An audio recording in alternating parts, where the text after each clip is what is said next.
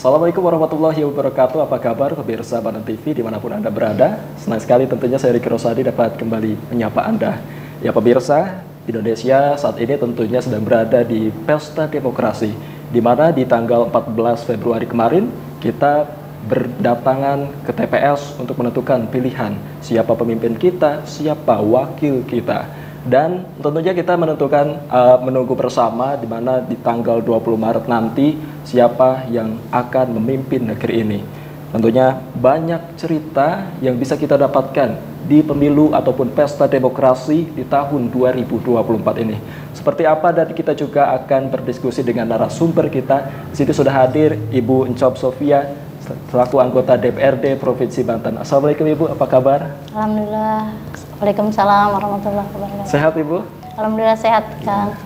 Nah, tadi kita sudah sempat berbicara tentang pemilu nih. Kemarin Ibu juga tentunya sebagai anggota DPRD, juga sebagai kontestan di pemilu tahun ini Bu ya? Ya betul. Bagaimana Bu perasaannya Bu? Ya, perasaannya luar biasa. Kalau ada jantung 3-4 itu kayaknya perlu dibutuhkan. Ya, dak-dikduk. Dak-dikduk. Iya, luar biasa. Sempat merasa capek gak sih Bu kalau melihat sekarang kan kemarin sempat panas juga begitu, sampai setelah pencoblosan pun belum mereda begitu sampai dengan saat ini? Ya, karena ini kan pesta demokrasi, setiap masyarakat bebas mengekspresikan pilihan dirinya ya, yang sangat tertutup gitu kan, sehingga kesempatan inilah setiap warga negara, warga masyarakat di Banten memilih apa yang dia inginkan, sehingga kita sebagai kandidat ya, semua partai sudah memberikan kader-kader terbaiknya melalui nomor urut 1 sampai seterusnya, kemudian ditetapkan di dapilnya masing-masing. Nah, di pesta demokrasi lah masyarakat memilih dari kader-kader terbaik yang diberikan oleh partai, kemudian masyarakat memilih bahwa inilah kira-kira kalau kita ngomongin tentang pileg ya, kira-kira yang dianggap bisa mewakili mereka. Jadi kami ini tentu saja berebut bagaimana kita bisa mengabdi untuk dipercaya oleh masyarakat, bisa melakukan pembelaan terhadap mereka. Jadi kita merebut bagaimana kemudian kita bisa berjuang gitu. Nah, itu tidak mudah. Berarti apapun kondisinya emang sudah siap begitu dengan rintangan yang akan dihadapi. Emang sudah disiapkan sebelumnya begitu ya? Kita ya mau tidak mau ya, mau tidak mau memang kita sudah dipercaya oleh partai, dan kita juga punya keyakinan bahwa kita juga punya masyarakat, karena kalau saya kan incumbent, jadi kita kan sudah beberapa masyarakat yang sayang ke saya, jadi itulah bekal utama saya kemudian lebih percaya. Tapi ini kan untuk pemilu tahun ini bukan pemilu yang pertama kali Ibu ikuti kan? Betul.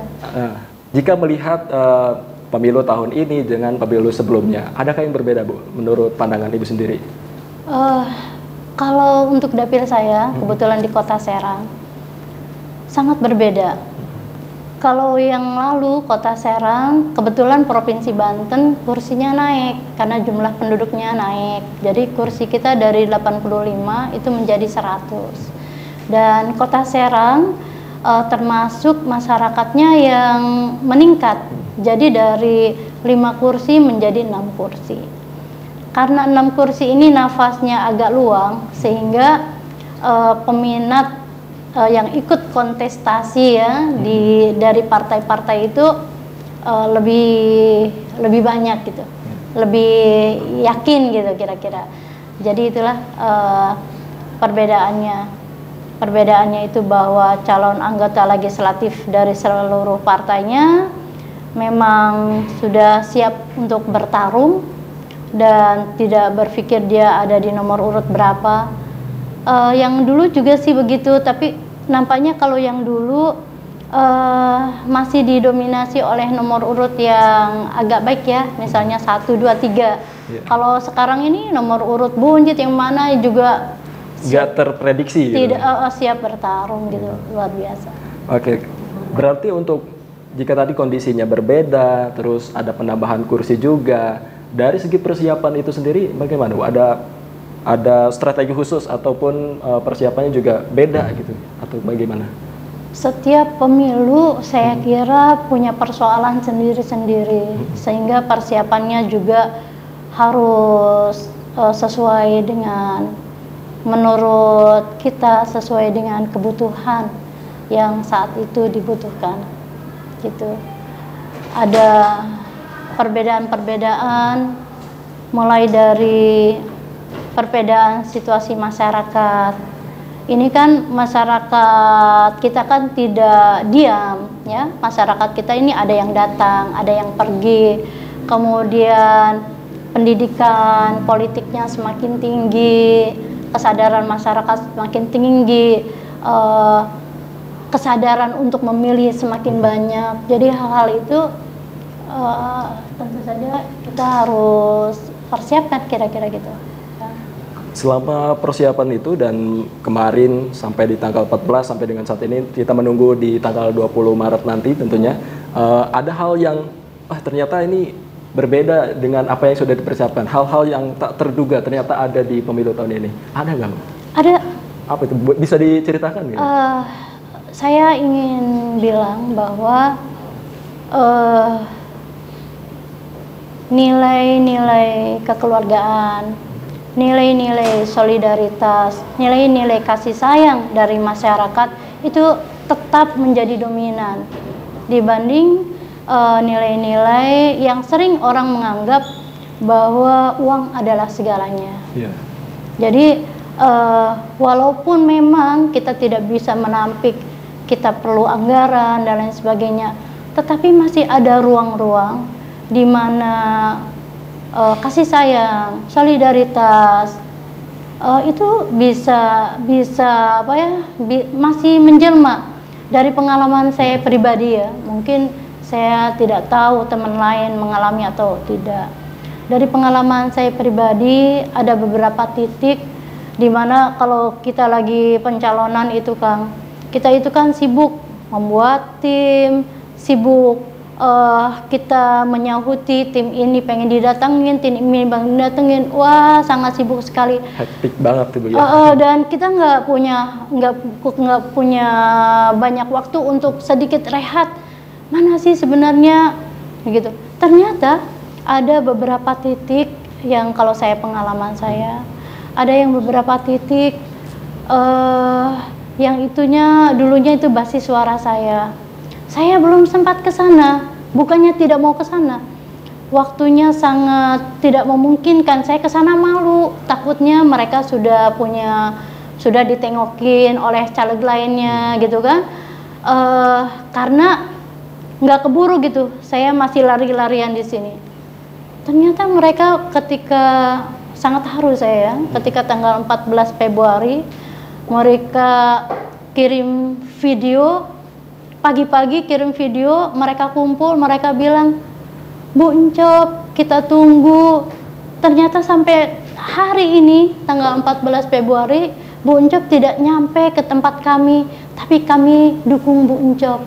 Itu saya sangat haru gitu. Saya kira hampir saja saya berpikir, apakah masyarakat ini benar-benar sayang sama dewannya, ataukah nggak pernah percaya sama calon-calon dewannya. Kayaknya kan banyak tuh masyarakat yang ngeprank caleg-caleg gitu ya. Tapi sebenarnya nggak, banyak juga masyarakat yang masih begitu. Atau hal-hal lain, sahabat-sahabat saya yang luar biasa.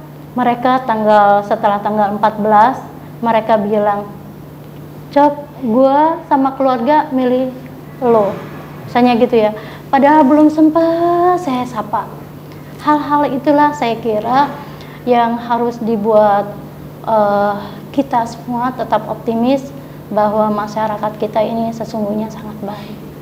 Berarti masih dipercaya walaupun belum sempat untuk bersilaturahmi ke suatu wilayah ke basis tertentu, tapi tetap mendukung ibu dan tidak terprediksi begitu bakal tetap mendukung. Gitu. Iya betul. Ini kan kalau saya sedikit berbeda karena saya incumbent. Dimana kalau incumbent itu sayangnya itu kan ada masa reses ya, ada masa yang lain-lain yang mungkin saya waktu itu pernah datang, tetapi bukan saat pemilu. Ternyata masyarakat yang pernah saya datangin di masa reses dan lain sebagainya, walaupun saat pemilu saya nyaris tidak datang, ternyata mereka masih solid, masih sayang. Jadi itu hal-hal yang menurut saya cukup unik, dan di saat saya rada frustasi ya, apa masyarakat ini, saya melihat, waduh gimana ya, gimana perempuan-perempuan ini bisa terpilih ya, kalau standarnya seperti ini gitu. Tapi ternyata yang ngeprank itu hanya oknum-oknum tertentu aja, mayoritas masyarakat masih sangat baik. Ini menarik nih kalau misalkan kita berbicara soal prank, warga ngeprank, ini kan banyak banget kayaknya di sosial media juga kita lihat ada banyak selebritis yang wah ketika kampanye banyak banget masa pendukungnya, tapi pas sampai dengan hari ini realcon hanya dapat 10 suara, 20 suara gitu kan. Sempat viral juga salah satu selebritis, Deddy Sunandar. Pernah dengar, Bu? Nah, kalau melihat tren baru, ini sebenarnya tren baru atau sebetulnya emang sudah lama gitu didapati dalam pemilu, Bu? Warga ngeprank dan lain sebagainya. Gini ya, setiap periode beda-beda. Kalau saya memang ya alhamdulillahnya setiap warga yang saya datangi itu pasti ngasih suara kan. Setiap warga yang saya datangi. Jadi yang penting kita itu datang meminta bantuan, meminta bagaimana mereka memberikan kesempatan kita untuk menjadi wakil mereka. Itu asal kita datang, insya Allah walaupun suaranya tidak signifikan, insya Allah ada suara. Jadi nggak ada yang kosong gitu. Berarti kalau melihat dari perspektif Ibu dan bagaimana realitanya, memang pendukung Ibu tetap solid, ya. Apalagi Ibu juga salah satu aktivis perempuan bisa dibilang begitu. Kalau melihat Bu ya, sebagai anggota legislasi perempuan, terus sekarang masih menjabat sebagai ketua KPPI juga, dan di pemilu tahun ini melihat keterwakilan gender minimal 30% itu bagaimana, Bu, pandangan Ibu? Iya, ini sebenarnya perhitungan belum selesai. Kalau di Banten, kabupaten kota sudah selesai. Kebetulan saya di Dapil Kota Serang. Alhamdulillah, mudah-mudahan tidak ada arah melintang, masyarakat masih sayang dengan saya. Mudah-mudahan saya masih bisa melanjutkan. Nah, sekarang baru tahap penghitungan provinsi, tapi judulnya di dalam pemilihan legislatif ini masih dianggap kandidat ya, karena belum dilantik gitu. Mudah-mudahan tidak ada yang kacau-kacau lah ya, insya Allah ini gitu. Nah, kalau saya melihat dari keterpilihan perempuan dari perhitungan kabupaten kota yang sudah dilaksanakan di Banten, di internal Gerindra aja, kebetulan saya dari Gerindra, memang harus diakui bahwa keterpilihan perempuan masih minim. Masih minim.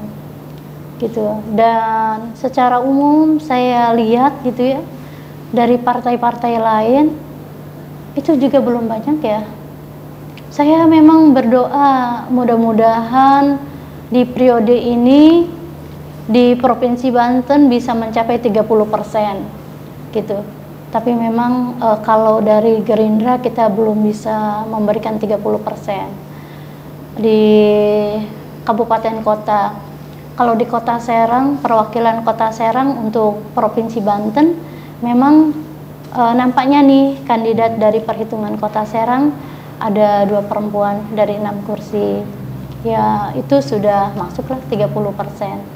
Tapi secara umum belum mencapai keterpilihan perempuan 30%. Tetapi undang-undang yang mengawal bagaimana 30% caleg perempuan itu tetap memberikan hikmah yang signifikan bagaimana perempuan kemudian terpilih. Karena sebelum ada undang-undang itu, perempuan itu tidak pernah terpikir menjadi anggota legislatif, terutama perempuan-perempuan yang seperti saya. Binnya bukan anak siapa-siapa, bukan orang kaya raya, gitu, susah gitu. Tetapi kalau juga bukan di kalangan elit gitu ya, di partai politiknya, tapi dengan adanya undang-undang kuota perempuan minimal 30% menjadi kandidat legislatif, itu saya melihat mulai banyak bermunculan perempuan-perempuan potensial terpilih menjadi anggota legislatif gitu. Oke, ini menarik. Kalau kita berbicara tentang undang-undang, yang mana kita tahu Undang-Undang Nomor 7 Tahun 2017 Pasal 245 yang harus ada keterwakilan 30%. Dan menurut Ibu sendiri, apakah ini sudah efektif? Tadi kan melihat ada tren positif, tapi keterpilihannya masih kurang gitu. Menurut Ibu ini efektif nggak sebetulnya? Apa bagaimana? Iya, sebenarnya kalau boleh mendorong, mudah-mudahan Indonesia itu mengikuti yang dilakukan oleh India. Karena India itu keterwakilannya itu calon jadi. Jadi 30% itu adalah calon jadi, bukan kandidat legislatif. Karena kalau kandidat legislatif, ya ini aja sudah positif sebenarnya, tapi belum begitu maksimal, gitu. Berarti memang sudah menunjukkan tren positif di mana perempuan mempunyai ruang untuk bisa berkontestasi. Iya, nomor. Jadi minimalnya di nomor angka 1 sampai 3 itu harus ada perempuan. Ini nomor ini bukannya main-main loh. Nomor ini ternyata strategis banget gitu. Nah, dulu kalau belum ada undang-undang ini, perempuan itu nomor 1 sampai nomor 3 belum tentu ada perempuan. Biasanya itu akhir-akhir saja gitu ya. Kayak kalau sekarang kita banyak menemukan nomor 1 banyak perempuan. Kita juga banyak menemukan di partai-partai lain nomor 2 banyak perempuan. Nah, minimalnya kalau nggak masang nomor 1 atau nomor 2, nomor 3 wajib perempuan gitu loh. Minimalnya di nomor 3 ini mesti perempuan. Kalau tidak melakukan ini, maka dia tidak bisa ikut pemilu partai itu. Nah, itulah yang saya kira kebijakan yang sangat signifikan untuk perempuan, sehingga kemudian minimalnya perempuan itu di nomor 3 itu ada. Nah, kenapa nomor ini penting? Kadang-kadang ternyata penting kan, di lapangan penting, nomor ini penting. Berarti kalau melihat dari segi efektivitas, ini sudah menunjukkan hal yang positif begitu ya, terkait dengan undang-undang yang sudah diberikan tadi. Nah, kalau kita ngomongin tentang pemilu nih Bu ya, kita tentunya berbicara tentang penyelenggaranya, penyelenggara KPU dan juga pengawasnya Bawaslu tentunya. Nah, sejauh ini Bu, tanggapan Ibu terkait dengan penyelenggara di Banten sendiri khususnya, bagaimana Bu tanggapannya? Saya kira penyelenggara pemilu itu normatif ya, sudah mengikuti undang-undangnya, dan kebetulan juga saya kira memang KPU Bawaslu itu memang harus dipersiapkan, dan saya senang sih tren sekarang ada perempuannya juga. Jadi penting juga itu penyelenggara ada perempuannya ya. Penting. Berarti kalau melihat dari segi keterwakilan perempuan juga justru ikut andil juga ya di dalam penyelenggaraan pemilu itu penting juga ada perempuan. Oke. Kalau Ibu melihat secara kinerja berarti kan mereka kinerjanya normatif ya. Mereka itu normatif, dan kalau keluar dari norma kan juga ada efek sanksi. Jadi sejauh ini sangat aman dan sesuai dengan perundang-undangan gitu. Tapi kalau kita melihat nih Bu ya, bagaimana di realita di lapangan, para masyarakat ataupun bahkan di dunia maya sendiri, di sosial media juga ini sedang gencar nih Bu, terkait dengan adanya dugaan kecurangan pemilu, adanya lain sebagainya begitu.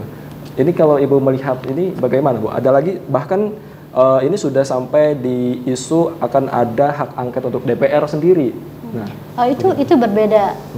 Hak angket itu terpisah dengan pemilu. Hak angket itu urusannya bagaimana dengan presiden. Jadi itu tidak terkait dengan pemilu. Itu dunia lain gitu. Itu kan yang digugat presiden yang sekarang ya. Hak angket hal lain. Jadi maksudnya jangan disatukan dalam pembahasan karena dia hal lain. Adanya dugaan kecurangan dan lain sebagainya. Saya kira memang setiap partai, setiap calon anggota legislatif harus punya saksi. Kenapa? Bukan karena penyelenggara itu melakukan kecurangan, khawatirnya ada ngantuk, ada apa yang salah hitung, yang salah tulis. Nah itu kan kenapa kemudian penghitungan terus berjenjang, mulai dari TPS, kemudian di kecamatan, diverifikasi lagi. Nah, ketika penghitungan setiap kelurahan, kalau suara kita tidak sesuai dengan C1, itu harus komplain. Jangan tertinggal, harus komplain kita punya C1 gitu loh.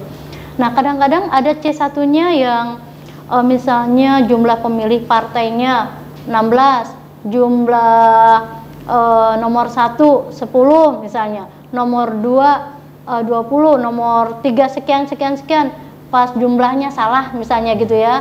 Nah yang kayak gitunya juga harus kita luruskan. Karena kan mungkin udah ngantuk ya, jadi penjumlahannya salah. Karena kan nggak langsung di komputer, itu kan manual. Nah ketika penjumlahan itu salah, itu saksi itu harus ngomong, saksi itu harus speak up, harus. Dan itu suara rakyat loh, suara rakyat. Hilang 1 atau 2 itu mencederai demokrasi. Karena suara rakyat ini bukannya biarin aja lah suara cuma 5, enggak. Ini adalah amanah gitu. Jadi harus dipantengin. Harus dipantengin dan tidak boleh siapapun sewenang-wenang melakukan pemindahan suara atas nama kekuasaan, atas nama apa? Karena dia melawan demokrasi, gitu. Jangan sampai ada normalisasi terkait dengan kecurangan juga berarti tentunya Bu ya. Walaupun 1 suara atau 5 suara, jangan sampai ini dinormalisasi. Nggak apa-apa 5 suara, nggak apa-apa 1 suara. Ya, gitu. itu harus dijaga. Cara ngejaganya kan saksi-saksi itulah yang ngejaga gitu loh. Saksi-saksi itulah, kadang kan setiap partai pasti ada saksinya. Makanya saksi itu kan ada pelatihan saksi. Jangan sampai saksi itu cuma duduk aja. Makanya kan kalau penghitungan suara misalnya udah di kecamatan, itu kan sebenarnya bukannya kita menerima suara itu berapa, tapi kita melakukan verifikasi dari suara kita di lapangan. Jadi kita tuh udah siap dengan C1-nya atau informasi C1-nya. Gimana kalau kita tidak punya saksi? Kan saksi itu kan ada saksi partai. Berkoordinasi dengan saksi partai, karena saksi partai tentu saja itu akan memberikan informasi pada seluruh caleg-caleg di partai, di internal partainya. Gitu. Jadi memang harus dijaga ketat suara rakyat harus ini dijaga. Ya. Kalau kita berbicara tentang pemilu di 14 Februari kemarin Bu ya, ada satu fenomena yang unik, di mana setelah pencoblosan tiba-tiba ada harga beras ini tiba-tiba naik nih Bu. Kalau dari pandangan Ibu sendiri, adakah kemungkinan ini terkait dengan pemilu atau bagaimana kalau dari tanggapan Ibu sendiri? Kalau saya melihat ya, pertama harus kita sadari dari setiap tahunnya, kalau ada hari-hari raya besar umat Islam ataupun agama lain, harga tuh selalu naik, ya enggak? Ini kan mau Ramadan, pasti harga kalau mau Ramadan tuh harganya selalu naik. Yang sangat dibutuhkan tuh apa? Beras, telur, ya kebutuhan pokok itu selalu naik. Saya nggak ngerti nih secara ekonominya, karena kan memang harus analisanya bukan sekedar politik, tapi harus ada analisa ekonomi. Saya tidak membidangi, karena harga-harga ini juga tidak sendirian. Ini harga seprovinsi Banten gitu, tapi ada kaitan harga Indonesia, se-Indonesia, ada kaitan harga sedunia, dan itu perlu orang ekonomi yang mengomentari kira-kira gitu Kak. Kalau akal sehatnya, kalau secara sederhananya, dari pengalaman saya pribadi, biasanya kalau ada hari-hari besar memang selalu angka harga itu naik, selalu Rajaban ke Isra Mi'raj ke Ramadan biasanya naik gitu. Jadi kalau kita ngelihat kemarin itu sempat naik di angka Rp17.000 kalau nggak salah per kilogram di Serang, di Banten. Terus menjelang ini malah justru turun lagi Bu di 14.000. Dan nggak tahu ya nanti mungkin di bulan Ramadan apakah akan naik kembali karena tadi itu kebiasaan kalau misalkan hari-hari besar seperti Ramadan ataupun Idul Fitri ini biasanya emang harga daging, harga beras ini malah ikutan naik juga gitu. Tapi mungkin kalau dari pandangan Ibu Emi bukan apa ya, bukan. Nah, jadi kalau saya pandangannya ketika harga-harga naik, disitulah peran pemerintah baik pusat maupun daerah ya, karena saya ngomongnya di Banten tentang peran pemerintah daerah melakukan intervensi, ada operasi pasar.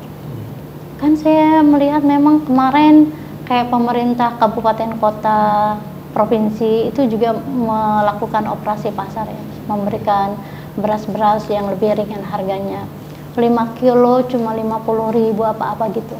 Nah, operasi-operasi pasar itu yang harus dilakukan. Dan memang biasanya di bulan-bulan Ramadan kita sukanya itu memang pemerintah menyediakan bazar murah, bekerja sama dengan Bulog dan lain sebagainya. Dan dunia usaha juga jangan berpangku tangan. CSR-nya itu dia harus turun. Bagaimana pengendalian masyarakat sehingga masyarakat tidak keberatan untuk membeli bahan-bahan pokok. Jadi menarik lagi nih Bu, kalau misalkan kita melihat DPR harus intervensi. Nah, ketika pemilu kemarin nih Bu, kalau kita melihat pemilu sekilas kemarin kan, sinergitas antar DPR, antar anggota DPR yang satu, dapil 2 dan yang lainnya bagaimana Bu? Karena kan mereka juga ikut kontestasi juga kan, selain jadi anggota DPR, tentunya mereka juga ikut kontestasi juga. Bagaimana sinergitas selama pemilu kemarin? Gimana saya? Ya, kan kemarin kita bagaimana anggota DPR juga sebagai anggota DPR juga sebagai kontestan. Oh iya betul. Ya, tentunya juga ingin kembali menduduki posisi tersebut kan. Betul. Selama masa pemilu kemarin, itu sinergitasnya bagaimana Bu? Jadi gini, kita nih yang incumbent itu suka sebagai kawan ya, walaupun partainya berbeda-beda, apalagi yang partainya sama, itu suka saling kasih tip bagaimana memenangkan. Ini personal nih ya. Kemudian kami yang dewan-dewan yang ikut konsultasi tapi kita menjadi dewan itu memang ekstra loh kerjanya. Kita kerja sebagai wakil rakyat tetap optimal di sela-sela kita tidak, biasanya di sela-sela kan kita ini walaupun tidak kontestasi sebenarnya kalau kita tidak kerja formal kan kita kerja informal. Nah, kalau kerja informal dulu lebih landai, kalau sekarang kerja informalnya itu untuk kontestasi kan, gitu. Jadi kerja double. Jadi dua kali. Dan kalau dibilang keuntungannya kami memang antar dewan ini walaupun beda partai, apalagi yang perempuan-perempuan ya, saling berbagi tip, walaupun di dapil yang beda-beda. Terus terang saya di dapil Kota Serang, saya dengan Pak Teguh, saya dengan Pak Joeni, walaupun kita beda partai, mereka saling sayang. Maksudnya kan kita punya masyarakat sasaran sendiri-sendiri, masih saling memberikan motivasi gitu. Berarti walaupun berbeda partai, tapi tetap saling ngerangkul, saling ngasih motivasi ibu, pokoknya harus semangat gitu ya. Jadi kalau kita ngomongnya mereka itu kan musuh kan ceritanya gitu ya. Tapi ya kita kalau teman-teman Dewan di Dapil Kota Serang saling support sih. Baik, tadi menarik kalau misalkan kita berbicara tentang pemilu dan juga Ibu sebagai anggota DPR. Jadi kita pengen melihat Bu, sinergitas antar anggota DPR yang juga sebagai kontestan di pemilu tahun ini. Bagaimana Bu? Iya, jadi kami ini kerjanya ekstra. Kita sebagai anggota DPRD-nya kita harus optimal karena itu juga masih ada amanah masyarakat ya yang harus kita emban. Di sela-sela itu yang biasanya kita lakukan juga untuk mendengar masyarakat, untuk melihat dan lain sebagainya, itu kita manfaatkan untuk melakukan kontestasi itu, menyapa masyarakat, meminta bantuannya mereka untuk bisa memilih kita lagi gitu, memberikan amanah pada kita. Itu kira-kira kan. Jadi kerjanya double gitu ya. Double. Tapi kalau untuk antar anggotanya sendiri saling support atau bagaimana Bu? Iya, jadi kita ini kalau teman-teman Dewan DPRD ini ya saling support, saling dan tidak menutup diri untuk ngasih strategi. Misalnya saya boleh tanya kalau ke teman-teman Gerindra sudah pastilah ya, karena sama satu rumah. Pak, kalau Bapak gimana? Kalau saya gini Bu, coba aja gini gitu ya. Terus dari partai lain juga tidak menutup ini juga. Tidak menutup diri begitu, saling sharing. Iya, sharing. Bahkan yang menarik kayak misalnya saya nih di Dapil Kota Serang, kan incumbent-nya juga ada di Dapil Kota Serang ya. Mereka tidak saling jahat gitu, tapi saling support. Kayak Pak Teguh juga memberikan motivasi ke saya, ayo Bu tetap semangat gitu ya. Pak Joeni juga memberikan motivasi ke saya atau yang lain-lain gitu. Dan juga memang namanya partai itu kan kita punya kelompok sasaran yang berbeda-beda. Nah, jadi kelompok sasaran yang berbeda-beda itu kan memang yang tidak tabrakan gitu. Pak Teguh di mana, saya di mana, Pak Joeni di mana, kira-kira gitu ya. Jadi tidak saling ini. Dan kalau kami dari Gerindra mengusung Pak Prabowo dan Pak Gibran, sosok Pak Prabowo dan Pak Gibran, terutama Pak Gibran ya, ini kan sisi unik gitu, di mana anak muda memiliki akses untuk berpolitik. Nah, jadi kehadiran Pak Gibran itu membuat kami dari Gerindra, terutama saya, menambahkan kelompok sasarannya adalah anak-anak muda. Supaya anak-anak muda ini tidak apatis dan dia juga bisa mengekspresikan dirinya, dan banyak juga calon-calon dari Gerindra yang muda-muda juga. Menarik, berarti memang walaupun berbeda partai tapi tetap saling support karena sama-sama sahabat begitu kan. Ya, saling support, tidak terlihat seperti yang orang bayangkan, yang masyarakat umum bayangkan. Mungkin kalau ngelihatnya wah kontestasi pemilu ini dar nih perang sana sini. Tapi ini tetap saling support justru malah di balik layar itu ya. Iya. Ini kan kalau di provinsi kan Kang, kita kan ada Dapil Kota Serang, kan ada 6 kecamatan. Dari 6 kecamatan itu kan kita ada 1.877 TPS. Itu kan tinggal bagi, maksudnya kalau teman kita sudah ngeladenin masyarakat di situ, kita nggak usah ladenin lagi. Kita kan punya masyarakat lainnya juga yang kita ladenin, itu aja. Jadi rada ruangnya itu masih luang gitu. Jadi kalau di provinsi sih begitu. Tadi menarik kalau kita bicara soal anak muda tadi Bu, target pemilih anak muda nih. Ada cara khusus nggak sih Bu kalau Ibu sendiri buat menggait para anak muda biar bisa memilih Ibu ataupun memilih presiden yang diusung kayak gitu? Oh iya, saya memang ada juga segmen yang untuk anak mudanya. Jadi kalau segmen untuk anak mudanya juga yang perempuan, anak muda perempuan. Jadi ditambahin juga dengan anak muda perempuan. Kalau anak muda itu enak sih, enjoy aja ya. Maksudnya mereka itu kan masih ideal, masih idealis. Jadi kita senang, dan mereka juga punya mimpi, melakukan perbaikan, memberikan ekspresi. Senang banget gitu. Berarti memang targetnya ini anak muda perempuan, karena yang sejauh ini kan anak muda laki-laki plus ditambahin juga yang perempuannya kita optimalkan. Iya. Karena emang Ibu juga terkenal sebagai aktivis perempuan yang suka menyuarakan hak-hak perempuan. Amin, gitu. Makanya targetnya juga para anak-anak muda yang memang perempuan juga begitu kan. Ya kalau misalkan kita berbicara soal anak muda juga terkait dengan dunia politik, ini masih skeptis. Kalau tanggapan Ibu melihat anak muda yang masih skeptis terhadap dunia politik, yang gimana ya kalau anak muda bersentuhan dengan politik? Saya kira bahwa pendidikan politik sudah mulai meningkat, dan anak muda sekarang itu sudah sadar politik. Jadi literasi politiknya itu sudah nyampe ke anak muda. Anak muda sekarang banyak mencari ruang untuk berekspresi. Nah, kesempatan-kesempatan itulah saya kira yang bisa dioptimalkan.